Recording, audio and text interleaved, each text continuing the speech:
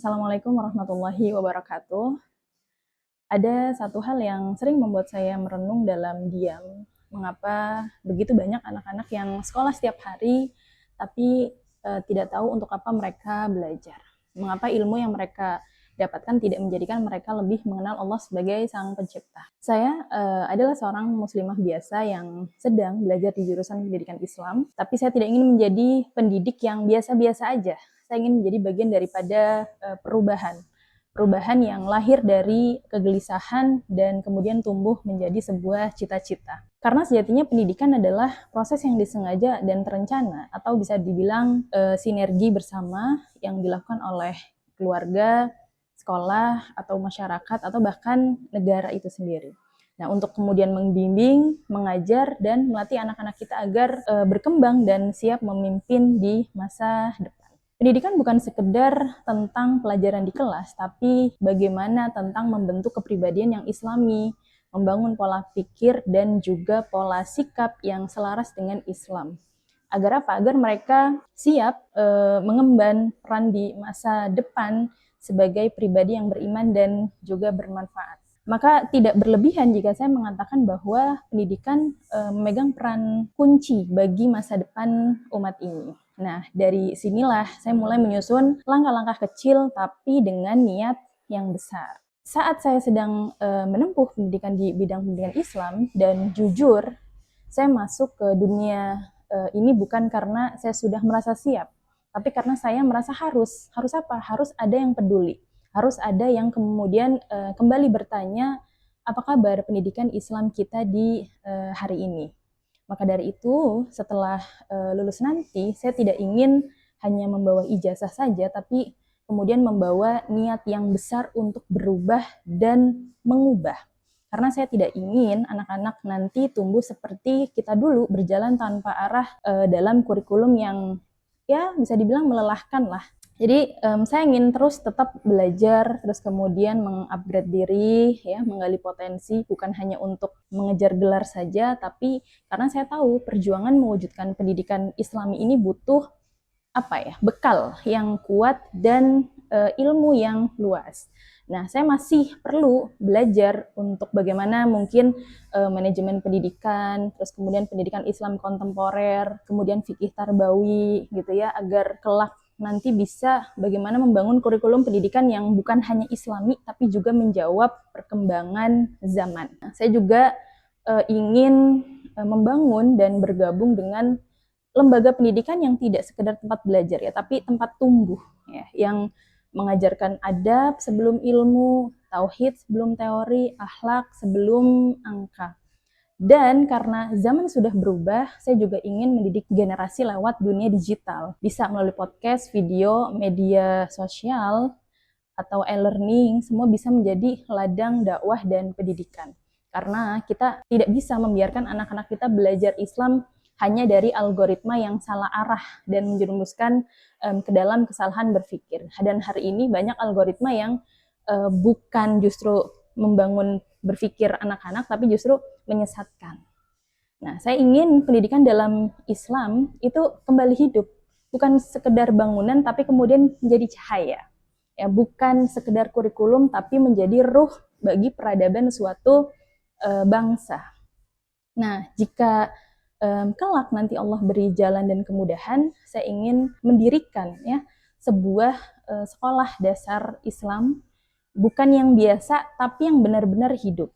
Sekolah yang bukan hanya mengajarkan tentang Islam, tapi dengan Islam. Nah, di sekolah ini nantinya akidah Islam itu adalah dasar dari segalanya. Ya. Pelajaran matematika, sains, bahasa, semuanya dikaitkan dengan tauhid atau dengan Islam. Agar setiap ilmu itu akan membawa anak-anak lebih dekat kepada Sang Pencipta. Yaitu yang pertama, pagi mereka akan dimulai dengan tahsin dan tahfiz melalui talaki dalam grup halakoh sesuai tingkatannya. Jadi KBM itu baru dimulai setelah Al-Quran mengisi hati dan juga lisan mereka. Nah, terus kemudian sebelum belajar mereka akan sholat duha bersama. Ya, mereka dan para guru dibiasakan berpuasa Senin Kemis, menghidupkan hari-hari sunnah dan menjadikan Islam bukan sekadar pelajaran tapi sebagai lifestyle dan the way of life-nya mereka. Terus kemudian pola hidup yang sehat juga harus menjadi budaya di sekolah ataupun di luar sekolah gitu ya. Mereka makan makanan yang halal dan thayyib dan belajar memilih untuk memilih yang baik gitu ya untuk tubuh mereka. Kemudian soal ujian tentu bukan pilihan ganda yang seperti biasa di sekolah-sekolah umum biasanya, tapi lebih ke esai. Kenapa? Karena saya ingin mereka belajar berpikir bukan hanya menghafal, tapi saya ingin mereka itu menjawab sesuai dengan ide mereka, menyampaikan sesuai ide pikiran mereka, bukan hanya memilih jawaban ABCD saja. Terus gedung sekolah akan dibagi menjadi dua ya, ada kelas kecil, ada kelas besar. Nah, kelas kecil ini nanti ada 1-3 ya.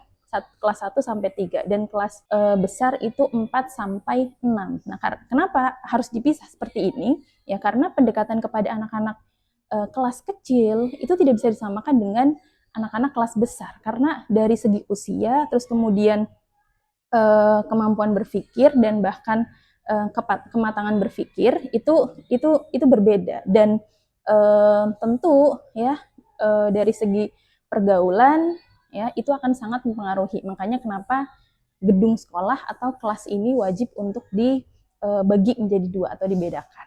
Dan yang terpenting adalah sinergi dengan orang tua gitu ya. Saya yakin bahwa pendidikan itu tidak akan berhasil jika hanya belajar atau hanya berjalan di sekolah saja. Maka yang saya rancang itu adalah sistem kurikulum kolaborasi ya. Kolaborasi yang pertama ada parenting rutin setiap bulan ya dengan guru dengan orang tua, terus kemudian ada kegiatan harian siswa atau bisa disebut sebagai KHS yang nanti akan diisi oleh orang tua ya, bagaimana